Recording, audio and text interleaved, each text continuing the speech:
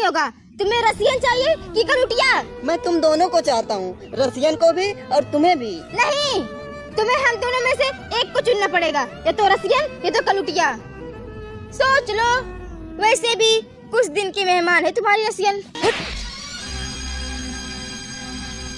तुमने मुझ पर हाथ उठाया। आज तो तुम्हें फैसला करना ही होगा। तुम्हें रसियन चाहिए कि कलुटिया? अरे फैसला क्या करना, फैसला तो मेरा थप्पड़ नहीं कर दिया। तुम क्या अपने आप को बहुत ज्यादा खूबसूरत समझती हो? अरे नोटों के बंडल में से एक नोट निकालूं तो तुम जैसे हजारों कलूटियां चुटकी में खरीद सकता हूँ। Shut up! दूरी रह सताना। अच्छा,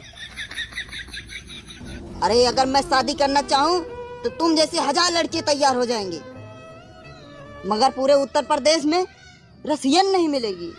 उसके गोरे हाथ नहीं मिलेंगे, उसके गुलाबी होंठ नहीं मिलेंगे, और तुम कहती हो रसियन को छोड़ दो।